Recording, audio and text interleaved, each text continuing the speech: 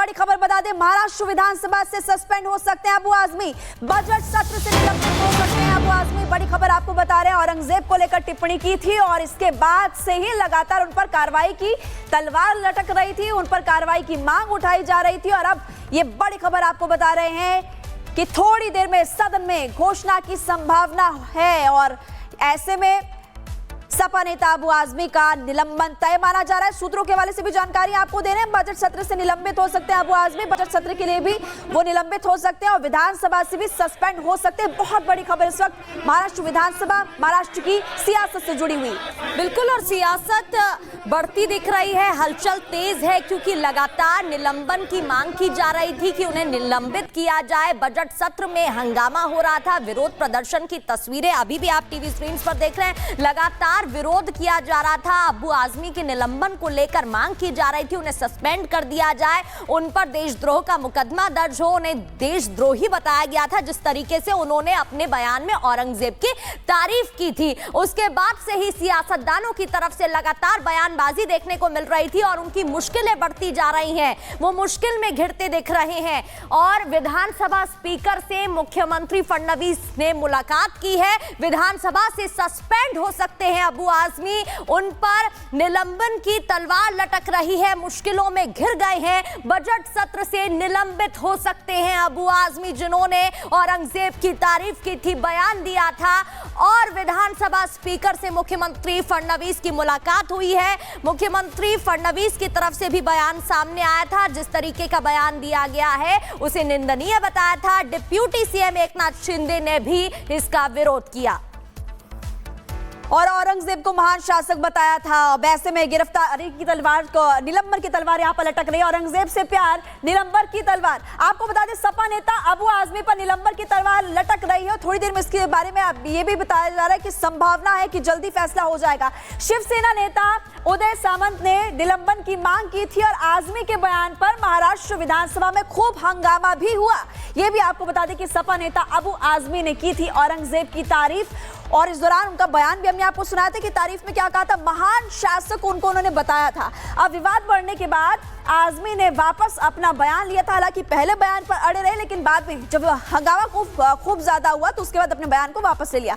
Deputy CM Eknath Shinde ने देशद्रोह को लेकर के भी बात कही थी कि इन पर देशद्रोह का मुकदमा चलना चाहिए। स्पीकर से आजमी को सस्पेंड करने की मांग की गई थी, इसलिए बता रहे हैं कि औरंगजेब से प्यार, निलंबन की तलवार लगातार लटक रही है और ऐसा माना जा रहा है कि थोड़ी देर में संभावना बताया जा रहा है। लेकिन आपको बता दें कि इस पूरे मामले को लेकर सत्य प्रकाश ने बातचीत की है, सुनवाते हैं आपको। रोहित पवार जी, जिस तरह से अबू आजमी को सस्पेंड करने का डिमांड किया जा रहा है, लगातार किया जा रहा है, क्या कहेंगे?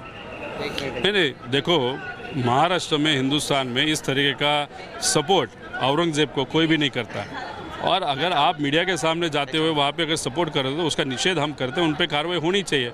और एसपी जो पक्ष है, मतलब अखिलेश यादव जी, वो सेक्युलर विचार के, अच्छे विचार के लिए वो लड़ते हैं और उनका अध्यक्ष अगर औरंगजेब का सपोर्ट करता है तो महाराष्ट्र का अध्यक्ष उन्होंने बदलना चाहिए, ऐसा हम सबकी मांगनी है। मतलब हटाया जाए, अबू आजमी को हटाया जाए, आप डिमांड कर रहे हैं? ऐसे डेफिनेटली, मतलब ऐसा व्यक्ति जो, और दूसरी बात कैसे कि कभी कभार जब भी अगर आप थोड़ा सा इतिहास में जाओ, एक हाथ इम्पोर्टेंट चर्चा चल रही है भाजपा के खिलाफ या सरकार के खिलाफ, तब अचानक से अबू आजमी को क्या हो जाता है, क्या बता, बाहर आके कुछ फालतू स्टेटमेंट दे देते हैं।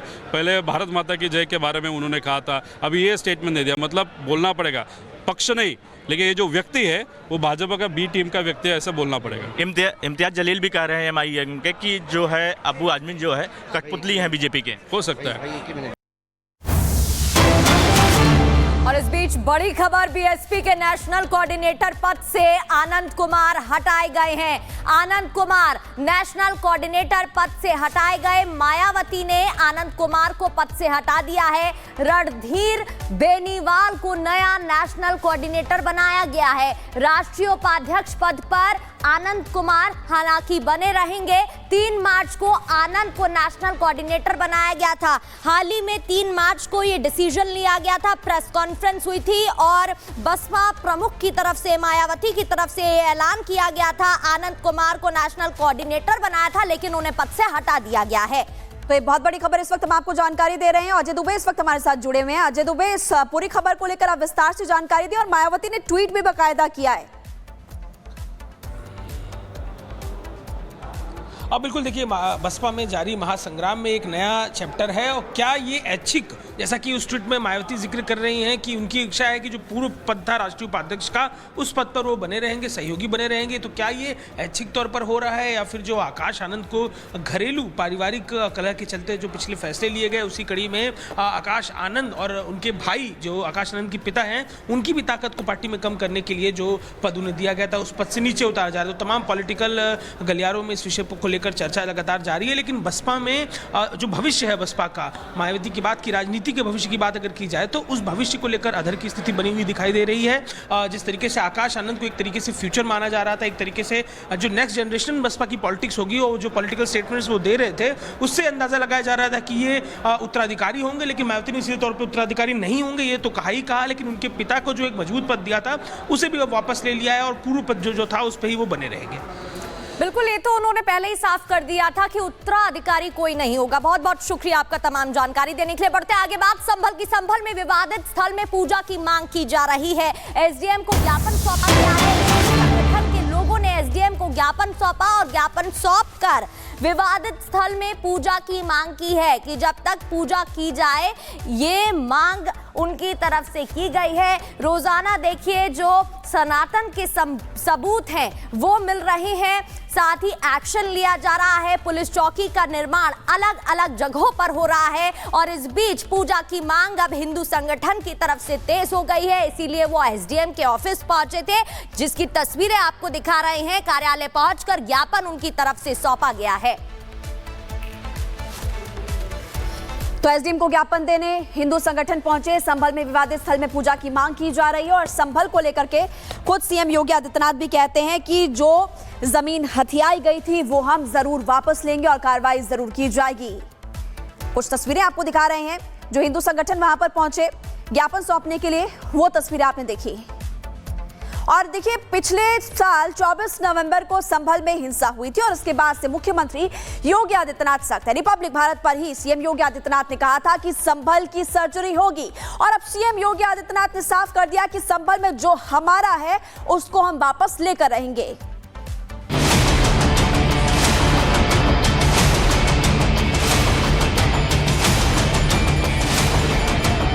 संभल में गूंज रहा है सनातनी जय घोष।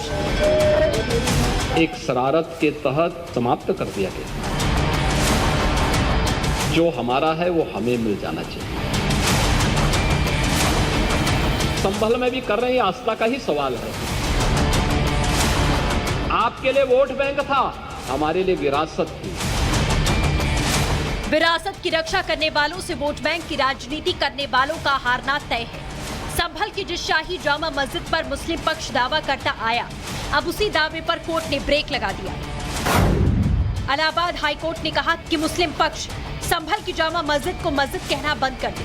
कोर्ट ने सुनवाई के दौरान मस्जिद को विवादित ढांचा लिखवाया। जस्टिस रोहित रंजन अग्रवाल ने जामा मस्जिद को विवादित ढांचा लिखवाया। अब कहीं भी जामा मस्जिद न लिखकर विवादित ढांचा लिखा जाएगा।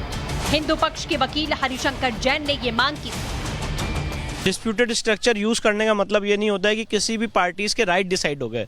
अभी कोर्ट ने ना उसको मस्जिद कहा है, ना कोर्ट ने उसे मंदिर कहा है, कोर्ट ने उसे भी डिस्प्यूटेड स्ट्रक्चर कहा है। और जुडिशियल प्रैक्टिस, जुडिशियल पार्लेंस में जब कोई मामला कोर्ट के सामने होता है और किसी एक संपत्ति को लेके होता है, तो during the pendency of that proceeding उसे डिस्प्यूटेड स्ट्रक्चर ही कहा जाता है। संभल में विवादित ढांचा है, यह अब अदालत ने भी मान लिया है। तो क्या संभल में